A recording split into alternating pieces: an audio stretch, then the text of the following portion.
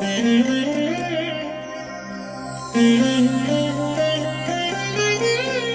దినం పరము నుండి దిగివచ్చు మాట. ఇది నీ జీవితానికి వెలుగుల బాట. నీ ఒడిలో ఉంచబడిన దీవెనల మూట, అద్భుతాల ఆనంద ఊట. ఫిబ్రవరి 26 సంవత్సరమంతా మీరు బైబిల్ చదివి ముగించడానికి ఈరోజు మీరు చదవవలసిన లేఖన భాగం ఉదయం సంఖ్యాకాండము 12, 13 మరియు 14 అధ్యాయములు, సాయంత్రం మార్కు సువార్త 5వ అధ్యాయము 21 నుండి 44వ వచనం వరకు. ప్రియమైన దేవుని బిడ్డలారా, ఈ ఉదయకాల సమయంలో ప్రభు యొక్క మధురమైనటువంటి సన్నిధి మీకు తోడై ఉండునుగాక. ఆయన పరలోకపు సన్నిధి చేత మీరు ఆవరించబడి దేవుని యొక్క జీవాన్ని, ఆయన యొక్క తేజస్సుని ఈ దినమంతా కూడా మీరు అనుభవించబోతున్నారు. ప్రియ దేవుని బిడ్డలారా, ఎలా ఉన్నారు? బాగున్నారు కదూ? మీ కొరకు ప్రభు సన్నిధిలో జ్ఞాపకం చేసుకుంటున్నాం. నిశ్చయంగా ప్రభు యొక్క హస్తం మీ మీద ఉంటుంది. ధైర్యముతో ప్రభునందు నిరీక్షణ గలవారై ప్రభు కృపలో ముందుకు సాగి వెళ్ళండి. మీ పనులలో విజయాన్ని మీరు చూచుదురుగాక. ప్రియమైన దేవుని బిడ్డలారా, ఈ ఉదయకాల సమయంలో ప్రభువారు మనకి ఏర్పరిచిన వాక్య భాగాన్ని చదువుకుందాం. ప్రకటన గ్రంథం 1వ అధ్యాయము 18వ వచనం. నేను మొదటి వాడను, కడపటి వాడను, జీవించువాడను, మృతుడనైతిని గాని ఇదిగో యుగయుగములు సజీవుడనై ఉన్నాను. మరియు మరణం యొక్కయు పాతాళ లోకము యొక్కయు తాళపు చెవులు నా స్వాధీనములో ఉన్నవి. ప్రియమైన దేవుని బిడ్డలారా, యోహాను భక్తుడు ఒకానొక దినాన్న పద్మాసు దీవిలో ఆయన పరవశుడై దేవుని యొక్క దర్శనాన్ని చూచాడు.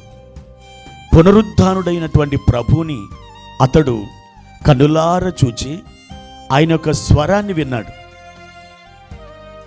3.5 సంవత్సరాలు ప్రభుతో తిరిగి, ప్రభుతో సువార్త ప్రకటించి, ప్రభుతో విశ్రాంతి తీసుకొని, ప్రభుతో నడిచి అనేక అద్భుతాలు చూచి ఆయన రొమ్మున ఆనుకున్నటువంటి ఈ యోహాను భక్తుడు ఈ పద్మాస్ దీవిలో ప్రభు యొక్క పునరుత్థాన దర్శనాన్ని అతడు చూస్తూ ఉన్నాడు. కానీ ఇంతకుముందు తాను చూచిన ప్రభు వేరు, ఇప్పుడు కనబడుతున్నటువంటి ఆ ప్రభు వేరు అన్నట్టుగా ఉంది. ఎందుకంటే మనుష్య కుమారుని పోలిన ఒకరిని చూచితిని అని యోహాను భక్తుడు సాక్ష్యమిస్తున్నాడు. ప్రియమైన దేవుని బిడ్డలారా, ఆయన తన పాదముల మట్టుకు దిగుచున్నటువంటి ఒక వస్త్రాన్ని ధరించుకుని ఉన్నాడు. ఆయన యొక్క రొమ్ముకు ఒక బంగారు దట్టి కట్టబడి ఉంది. ఆయన యొక్క నేత్రములు అగ్నిజ్వాలల నేత్రముల వలె ఉన్నాయి. ఆయన ముఖం సూర్యుని వలె ప్రకాశిస్తూ ఉంది. ఆయన నోట నుండి 2 అంచులు గల వాడి అయిన ఖడ్గం ఒకటి బయలుదేరుతూ ఉంది. ఆయన పాదాలు అపరించి వలె మెరుస్తూ ఉన్నాయి. ఇలాంటి అద్భుతమైనటువంటి ప్రభువారిని ఆ ద్వీపములో చూసినటువంటి యోహాను ఆశ్చర్యపోయాడు. అంతేకాదు, చచ్చిన వాని వలె పడిపోయాడు. అప్పుడు ప్రభు అని యేసుక్రీస్తు వారు తన కుడి చేతిని యోహాను మీద ఉంచి, భయపడకుము, నేను మొదటి వాడను, కడపటి వాడను, నేను సజీవుడను, మృతుడనైతిని కానీ ఇదిగో యుగయుగములు సజీవుడనై ఉన్నాను అని చెబుతూ ఒక మాట చెప్పారు. ఆ మాట ఏంటంటే, మరణము యొక్కయు పాతాళ లోకము యొక్కయు తాళపు చెవులు నా స్వాధీనములో ఉన్నవి అని ప్రభువారు యోహానికి ప్రకటించుకున్నారు.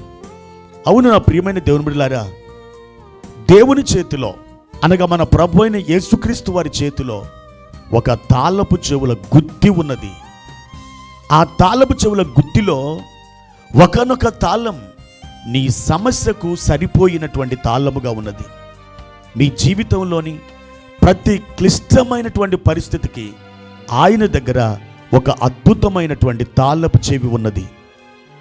ఈరోజు ఈ మాటలు వింటున్న నా ప్రియమైన దేవుని బిడ్డలారా, నువ్వు ఏ సమస్యతో నీ జీవిత దినాలని గడుపుకుంటున్నావో, ఏ బాధతో నువ్వు అల్లాడిపోతున్నావో, ఏ అస్వస్థతతో నీవు కుమిలిపోతున్నావో, బెంబేలెత్తిపోతున్నావో, దేవుడు అంటున్నాడు, నా బిడ్డ నువ్వు భయపడకు.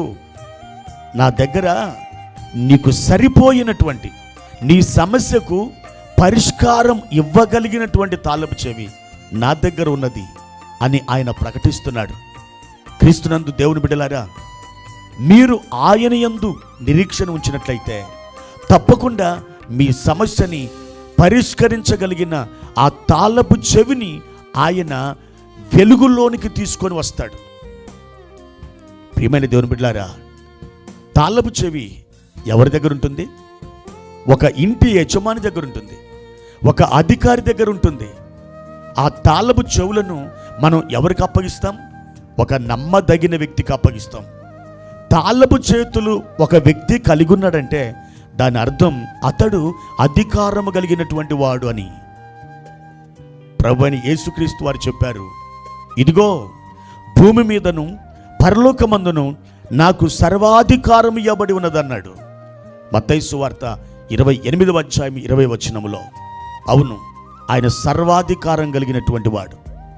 ఆయన సమస్త సమస్యలకు పరిష్కారం ఇవ్వగలిగిన తాళపు చెవులను తన స్వాధీనములో ఉంచుకున్నటువంటి వాడు. ప్రియ దేవుని బిడ్డలారా, ఈరోజు మీ జీవిత సమస్యలకు పరిష్కారం ఇవ్వగలిగిన ఒక తాళపు చెవిని మన ప్రభు అయిన యేసుక్రీస్తు వారు కలిగి ఉన్నారు. 2వ రాజుల గ్రంథం 4వ అధ్యాయము 1 నుండి 7 వచనాలు మనం చదివినట్లయితే అక్కడ ఒక బీద విధవరాలుంది. తన భర్త చనిపోయాడు. ఆమెకి 2 కుమారులు ఉన్నారు. అయితే అప్పులవాడు ఆ ఇంటి మీదకి వచ్చాడు. అతడు నాకు చెల్లించవలసిన అప్పు చెల్లించండి అని పట్టుబట్టాడు. ఆ సమయంలో ఆ తల్లి ఏమీ తోచనిదై దైవజనుడైన ఎలీషా దగ్గరికి వెళ్ళింది. అప్పుడు ఎలీషా అన్నాడు, నీ ఇంటిలో ఏమి ఉన్నది అని అడిగాడు. ఆవిడ, నా ఇంటిలో ఒక నూనె కుండ ఉన్నదని చెప్పింది. ఆ నూనె కుండని ఎత్తి కొన్ని పాత్రలను అరువు తెచ్చుకొని తలుపు వేసి నీవును నీ కుమారులు ఆ నూనె కుండ ఎత్తి ఆ ఖాళీ పాత్రలో పోయండి అని చెప్పాడు. ఆమె ఇంటికి వెళ్ళి అదే చేసింది. ప్రియమైన దేవుని బిడ్డలారా, పాత్రలన్నీ నిండిపోయినాయి. అవన్నీ కూడా ఒక తట్టును పెట్టారు. ఆ నూనె అమ్మారు, అప్పు తీర్చారు. మిగిలినటువంటి ధనాన్ని తమ అవసరాల కొరకు వాడుకున్నారు. ఆమె జీవితంలో ఉన్నటువంటి సమస్యకి దేవుడు ఒక నూనె కుండ అనబడిన ఒక తాళపు చెవిని ఆమె జీవితంలో బయలుపరిచాడు. ప్రియమైన దేవుని బిడ్డలారా, మీ జీవితానికి సంబంధించిన తాళపు చెవి కూడా దేవుని దగ్గర ఉంది. కోర్టు కేసులా, సంతానము లేదా, అవమానముతో నీవు బాధించబడుతున్నావా, కన్నీరు కారుస్తున్నావా, అప్పుల బాధన, లేకపోతే అపజయం అవుతానని ఒక భయమా? అది ఏదైనప్పటికీ యేసు ప్రభు దగ్గర ఒక తాళపు చెవి ఉంది. అది నీ సమస్యలన్నిటినీ పరిష్కరించగలిగిన తాళపు చెవి. ఈరోజు ఆయన సన్నిధిలో ప్రార్థన చేసి, ప్రభువా, నీ దగ్గర ఉన్నటువంటి తాళపు చెవితో నా సమస్యను పరిష్కరించండి, నేను నీ యందు విశ్వాసం ఉంచి ఉన్నాను, నాకు సహాయం చేయండి అని నువ్వు ప్రార్థించినట్లయితే గొప్ప విజయాన్ని ఈరోజు నువ్వు చూడగలవు. దేవుడు మిమ్మను ఆశీర్వదించునుగాక. ప్రార్థన. ప్రియమైన తండ్రి, మీ ఘనమైన నామానికి వందనాలు. ఈ ఉదయకాల సమయంలో మా జీవితానికి సంబంధించిన తాళపు చెవి, మా సమస్యలను పరిష్కరించగలిగిన అద్భుతమైన తాళపు చెవి మీరు కలిగి ఉన్నందుకు మీకు కృతజ్ఞత స్తుతులు చెల్లిస్తున్నాం. మా నాయన, ఈ ఉదయం మా ప్రియులను ధైర్యపరచండి, వారిని మీరు లేవనెత్తండి, మీరు బలపరచండి, ఆదరణ ఇవ్వండి, స్వస్థత దయచేయండి, అద్భుతాలు జరిగించండి, మేలులతో నింపండి. మీ కృప, అనుగ్రహ, ఐశ్వర్యముతో నింపి మహిమ పొందమని యేసు నామములో అడిగి వేడుకుంటున్నాము తండ్రి. ఆమెన్.